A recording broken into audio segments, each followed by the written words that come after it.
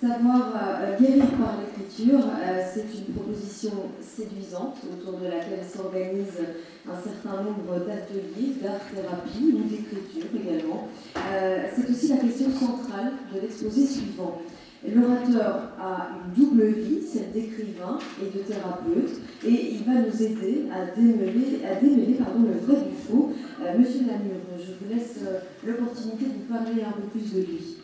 Alors, psychiatre, François-Emmanuel Tircio a également suivi l'enseignement de Jerzy Grotowski et du théâtre laboratoire de Wrocław en Pologne, qui lui apprendra à travailler le corps et la voix.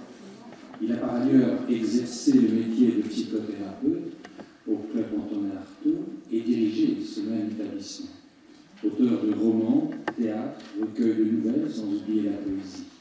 Parmi ses publications, ses dernières publications, Le Seuil chez Stock ou Jacques Dessus, citons à voix pêle-mêle Le sentiment du fleuve, La patience Amundsen, La question humaine, qui a fait l'objet d'une adaptation cinématographique, Regard de la vague et La chambre voisine. Alors, ce n'est pas inscrit dans la biographie de François-Emmanuel, ni la mienne, mais nous avons partagé en 1971 les bancs de la même université. Ce hasard dont parlait Breton, fait qu'en fait, l'un et l'autre, nous sommes tous les deux sur le même banc, la même table du laboratoire de physique. Je ne vous raconte pas quels étaient nos exploits alors. Je lui cède la parole. Tout aussi perplexe l'un que l'autre, merci. Je vais aborder peut-être la question, une question qui est un peu différente, mais qui répond ou élargit ou déplie cette très belle question qu'une dame a posée tout à l'heure concernant le processus d'écriture. C'est une question qui m'a en effet beaucoup occupée par ma double vie d'écrivain et de thérapeute. Depuis quelques dizaines d'années, la question de l'écriture comme voie thérapeutique s'est particulièrement épanouie à la faveur de ce vaste courant qu'on appelle l'art-thérapie. L'art-thérapie, c'est un étrange mot valise qui associe audacieusement la démarche créative et la démarche thérapeutique. Alors, la justification théorique de cette mise au travail de la personne grâce à des propositions créatives découle de postulats assez simples selon lesquels toute expression artistique, une expression littéraire, de par sa dynamique d'expression, permet au sujet de s'extérioriser, de déposer ses nœuds conflictuels, voire de donner forme à ses impensés. À cette formulation souvent un peu sommaire d'une tradition nord-américaine, par exemple, répondent des formulations plus fines, mais très marquées par la psychothérapie analytique. Les ateliers artistiques et les ateliers d'écriture, par exemple, ils sont considérés comme des supports, on dit espaces de médiation, sur lesquels peuvent surgir après coup une parole, et c'est ce processus de la parole sur l'œuvre qui va authentifier les aspects thérapeutiques de la démarche. D'autres théories d'art-thérapie, plus complexes, postulent qu'une personne mise au travail par la création va s'engager dans une forme de parcours symbolique, qui ne sera pas sans effet d'évolution personnelle. On pourrait s'arrêter longuement sur cette expression de parcours symbolique dont la formulation idéalisée ouvre une multitude de nouvelles questions. Car qu'est-ce qu'un parcours symbolique? Et les mots n'ont-ils pas des harmoniques un peu différentes selon qu'ils appartiennent au vocabulaire de l'art, de la critique artistique ou au lexique de théorie du psychisme? C'est dire qu'entre art et thérapie, entre écriture et thérapie, il y a à tout le moins un écart, un intervalle. Guérir par l'écriture, aller mieux psychiquement par la grâce de l'écriture, voilà une proposition qui ne va pas nécessairement de soi. Par essence, le processus de création échappe, au moins en partie, à son créateur. C'est dire qu'entre le créateur et son œuvre, un rapport est loin d'un rapport de simple causalité. invité après coup à parler de son geste artistique, le créateur va d'ailleurs évoquer le plus souvent l'idée que ça le traverse, ça passe au travers de lui, ça crée. En tant qu'auteur, il ne fait que mettre en place les conditions du traversement. Comme les rêveurs se laissent traverser par le flot d'images dont au réveil il tentera de faire récit. Lorsqu'on s'immerge dans les écrits d'artistes, peintres, écrivains, penchés sur la jeunesse de leur travail créateur, on rencontre d'ailleurs très souvent des formules métaphoriques où le jeu, le sujet de l'intentionnalité, le sujet conscient, n'est plus tout à fait en tête de la phrase, ni serviteur soumis, ni maître absolu, mais simplement intermédiaire, écrit Paul Klee.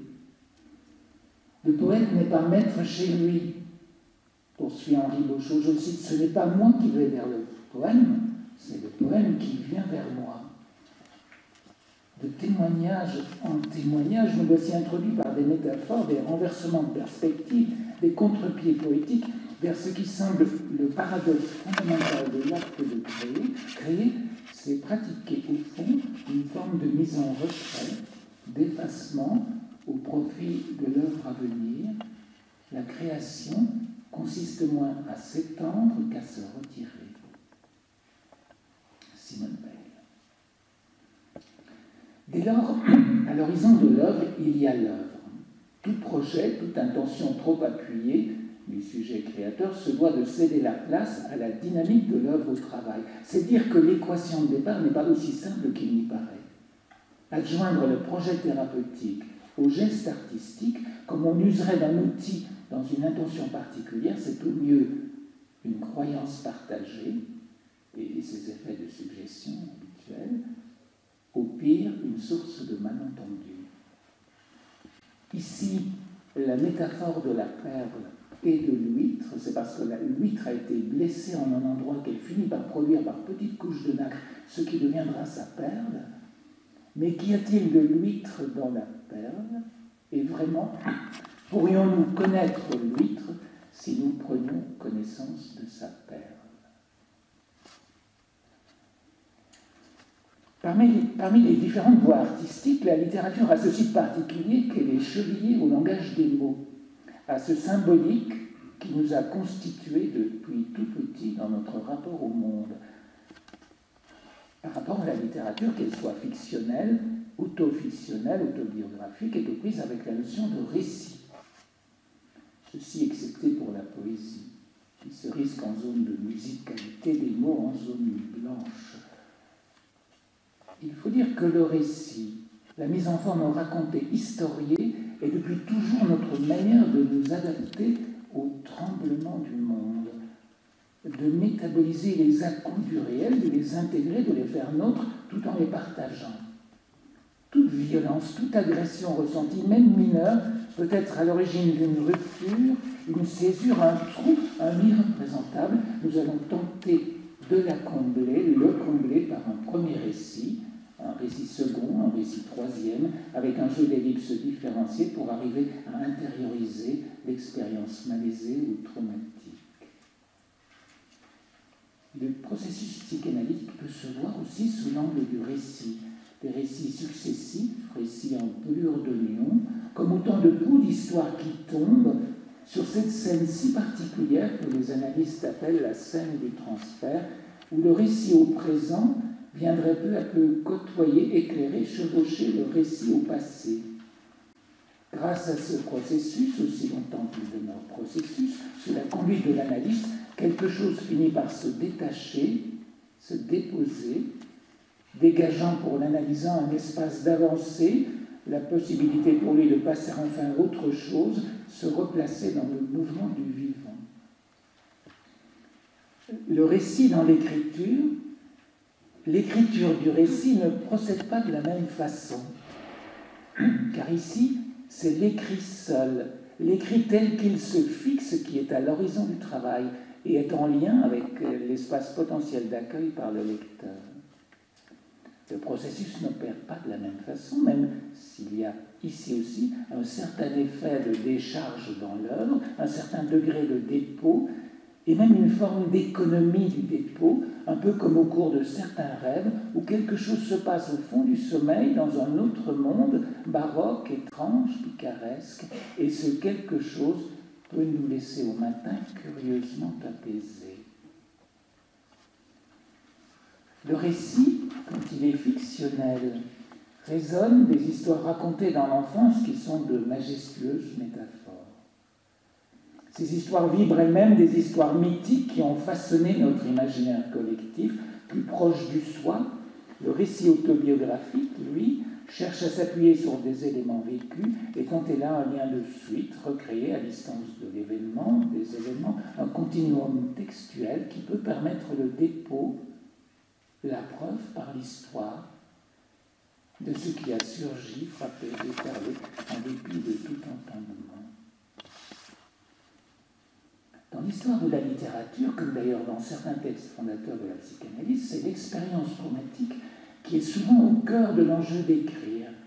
Écrire pour réinstaller un récit premier, second, écrire pour déposer, recréer la scène sur une surface d'inscription afin de s'en détacher, écrire pour ainsi remobiliser, faire jeu avec les représentations figées par l'effroi. Le rêve n'agit pas autrement. Lorsque jouant librement, plastiquement avec les figures du réel, il travaille à en métaboliser les brusques, les imprévisibles saillies. Semprin, Kertész, Primo Levi, Aaron Appelfeld, nombreux ont été les écrivains qui, marqués par la catastrophe génocidaire, ont fait l'expérience que les mots, la confiance dans les mots, pouvaient permettre de survivre. Cette confiance, supposant par elle-même l'expérience fondatrice d'un en-deçà des mots, par les mots, le récit s'organise. En un second temps, il cherchera des voies de fictionnalisation, jouant sur les figures de la sidération traumatique, pour permettre à celui qui écrit de prendre peu à peu distance, se détacher de l'horreur, voire retrouver autour de zones rémanentes d'horreur un recommencement de maîtrise. Avec à l'esprit l'écho de ces écritures de la survivance, il n'est pas interdit de penser que le traumatique gît souvent sous la ligne mémorielle du conscient dans nos vies pourtant moins éprouvées. Et l'on pourrait dire que nous écrivons tous sur de petits traumas oubliés, recouverts, des lieux où s'est déchirée l'enveloppe langagière qui nous protège. Comme les rêveurs, à la distance fictionnelle qui nous correspond, nous réinventons un monde. Dans les parages de notre blessure, nous cherchons à nous guérir.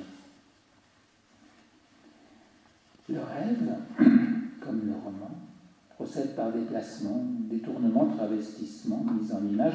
Il ne connaît pas l'abstraction, il n'explique pas, il montre, il suspend l'énonciateur de la phrase, il court librement d'image en image.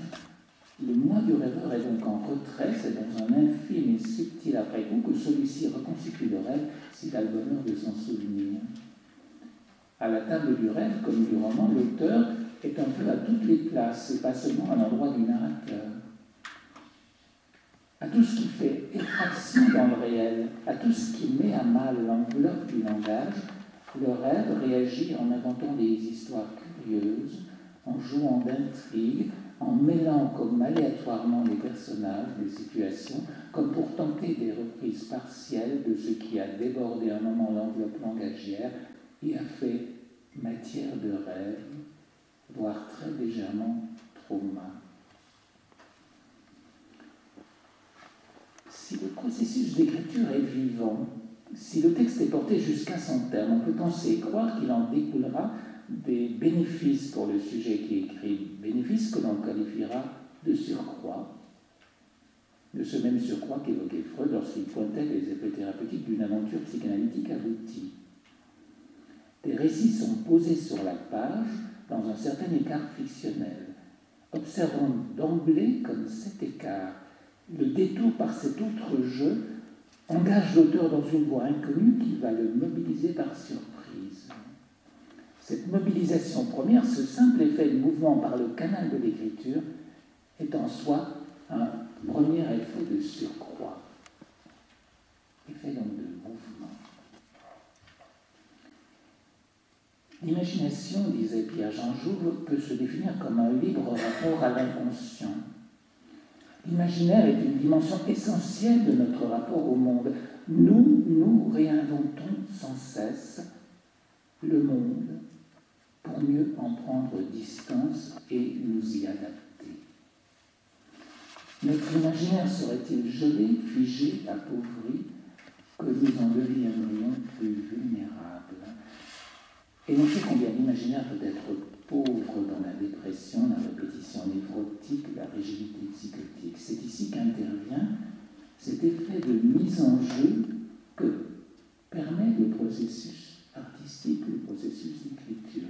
Mise en jeu. Proposer des consignes d'écriture surprenantes, littéralement exorbitantes, user de dispositifs théâtrales pour indiquer, au-delà de cette ligne on joue, on entre dans la jubilation enfantine comme si on joue. On découvre un espace de possible jubilation. C'est faire gagner l'imaginaire en amplitude et en souplesse. C'est cet autre effet thérapeutique de surcroît. Fixé dans une forme. Le texte peut en arriver à susciter une étrangeté chez celui-là même qui l'a écrit. C'est le paradoxe de la création. Quelque chose a été déposé sur la page et le voici doté d'une vibration propre. L'objet texte est là, à la fois fruit d'un travail personnel portant la marque intime de son auteur et pourtant donné, accordé à l'autre à ce niveau d'humain et d'universel qui est celui de toute forme d'art. On dira quelque chose est détaché, quelque chose est donné. Se détacher n'ira pas sans effet d'apaisement, selon cette dynamique de dépôt dont nous parlions. Se donner n'ira pas sans effet de reconnaissance, puisque l'œuvre est reçue, accueillie au cœur de cette vaste chambre de résonance qu'est l'art, la littérature. Le besoin d'être reconnu, faut-il le dire, est en creux de toute adresse à l'autre, au cœur de toute demande thérapeutique. Se sentir reconnu à travers une œuvre, quelle que soit la part de diffraction de la lumière de l'œuvre, c'est un peu se sentir réaligné dans la communauté des hommes. Parfois, l'enveloppe du langage est abîmée, déchiquetée. Ce n'est pas une étoffe serrée et souple qui à la fois nous contient, nous protège du réel et nous y permet une adaptation fluide, organique. C'est un tissu durci par endroits rigides, et il arrive même que toute l'enveloppe parte en lambeaux. Les intrusions débordantes du réel en viennent alors à toucher le cœur de l'être, faire vaciller les repères du soi et de l'autre, faire sauter les digues du corps. La plus juste compréhension de la psychose passe, il me semble, par cette métaphore de la défaillance de l'appareil langagier comme enveloppe protectrice et adaptatrice. Le fait que la défaillance de l'appareil langagier est première dans la psychose, le délire étant bien sûr à considérer comme secondaire, le délire comme tentative héroïque et vaine de guérison, justifie que celle-ci fasse l'objet d'un traitement particulier lorsque l'on tente d'ouvrir la question « guérir par l'écriture ». Car la psychose toujours nous enseigne, même si son enseignement est difficile à saisir, j'évoquerai à cet égard ce saisissant crucifié littéraire que fut Antonin Artaud. Dès son jeune âge, Antonin Artaud ressent les effets de ce qu'il appelle un effondrement central de l'âme. On sait les péripéties qui le conduiront bien plus tard, en 1937, en Irlande, après son voyage au Mexique chez les Tarahumara. L'internement à Sotteville-les-Rouen, le transfert vers Sainte-Anne, puis Villévrard pendant 4 ans, enfin Rodez de 1943 à 1946. Le délabrement psychique complet, l'envahissement délirant, les hallucinations, la lutte pied à pied avec les démons, les sorts, les initiés, la perte même du nom, puis à Rodez, Dans la clinique du docteur Ferdière, la reprise progressive de l'écriture, une écriture sur laquelle s'appuyer pour tenter de guérir. Il faut dire qu'à Villebras, Artaud était un homme sans autre identité que celle d'aliéné chronique, confiné comme du bétail humain dans l'effroyable réalité qu'était l'asile en tant que cœur.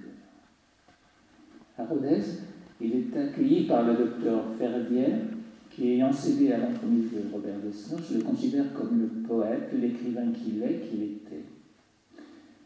Il eut donc cette reconnaissance préalable d'Artaud par Ferdière à son arrivée à l'hôpital. Il eut bientôt, de la part de Ferdière, des sollicitations, des demandes de traduction instigées par le médecin, traduction de Poe, de Keats, de Jabberwocky de Lewis Carroll, puis à Rodez, un certain régime d'exception, bousculé par les séries d'électrochocs, ce régime lui permettant de renouer peu à peu des liens avec des figures littéraires qu'il a connues, Jean Paulhan, Adamov, et de reprendre peu à peu le fil de sa propre écriture et de ses publications. Écrire, pour Artaud, reprend alors tout son sens. Écrire, envisagé alors comme un fer, qui va engager la sensorimotricité, le corps et la graphie dans toute sa matérialité. Dès qu'Artaud reprend pied dans l'écriture, se remet à la tâche dans ses petits cahiers, il veut prendre la langue par le corps, jour après jour, déverser, excréter les signes, les projeter à la fois sur le papier et dans l'air de la pièce, les expulser, les prolonger par son corps, souffle, rythme respiratoire, vocalisation, cherchant à dresser peu à peu un corps-œuvre, un corps xylophène. Le corps, cette multitude affolée, cette espèce de mal à souffler qu'il entend mobiliser de toute son énergie, associant gestes, mots, coups de poing, vocalise, éruptation, vocifération, une langue scandée, pulsée, concassée, crachée, une langue entre son et sens, lardée de signes, trouée de glossolalie, traversée de fulgurances. Sans doute aucun écrivain n'aura-t-il fait montre d'un tel engagement corporel dans l'acte d'écrire, d'une telle recherche d'appui physique dans et par la langue pour tenter de se hisser au-dessus de ce qu'on pourrait appeler les forces internes de destruction. Tragiquement, héroïquement, la langue est investie comme un corps nouveau, en place de ce qui est ressenti comme un corps dévasté. La langue à sentir, à toucher, à saisir, à projeter, afin de redonner du bord au sujet et faire barrage autant que possible à l'effondrement central. La langue extrême comme lieu de projection de sa bataille et par laquelle il cherchera jusqu'à sa mort à se guérir de sa mésincarnation, guérir la vie. De la pratique des ateliers d'écriture à visée thérapeutique jusqu'à ces grands noms de la littérature, Semprin, Cartèche, Artaud, nous avons glissé depuis ceux qui ponctuellement sont mis en mouvement par le processus d'écriture vers ceux qui en ont fait leur destinée. C'est là qu'une nouvelle question s'ouvre, qui subvertit peu à peu la première question. Guérir par l'écriture. Que se passe-t-il donc pour l'écrivain, celle qui écrit cette carrière, qui étreint cette carrière étrange, ce métier du jour et de la nuit, cette œuvre à poursuivre sans relâche? Kafka le disait affecté d'une folie tenace. L'écriture étant pour lui, je cite, ce qu'il y a de plus important sur terre, comme peut l'être son délire pour celui qui est fou, s'il le perdrait, il deviendrait fou, ou pour une mère, sa grossesse. Car de toute évidence, il y a quelque chose qui ne se calme pas par l'écriture. Il y a un projet toujours à remettre sur le métier.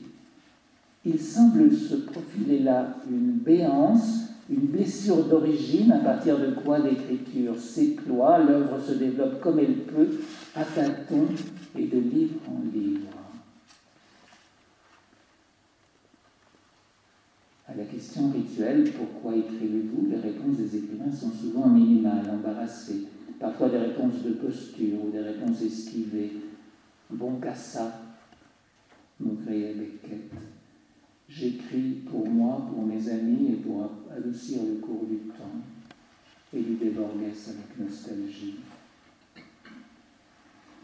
Les manières platoniciennes, les folies divines, l'amour, les muses, l'âme antique, la mystique. Quand elle nous habite, donne souffle à notre vie. Un jour nous y cédons, les loyautés profondes, des filiations occultes nous y ont conduit, et soudain nous voici entrés dans une autre temporalité. Les questions quittent alors le champ du thérapeutique. Écrivain, je n'écris pas pour aller mieux, pas nécessairement. J'écris parce que je ne sais pas m'en empêcher. J'écris pour continuer ce qui fut entamé un jour, presque à mon corps défendant. J'écris pour accomplir par cette voie étrange une espèce de destinée. La question insiste. Écrivain, pourquoi écrivez-vous? Quel est ce point ombilique à partir duquel, pour vous, tout commence? Quelle serait cette faille ou cette béance première que tente de combler l'écriture, sur laquelle elle ne cesse de poser ses inscriptions, contre quoi elle tente des réponses toujours nouvelles à l'origine de l'écriture?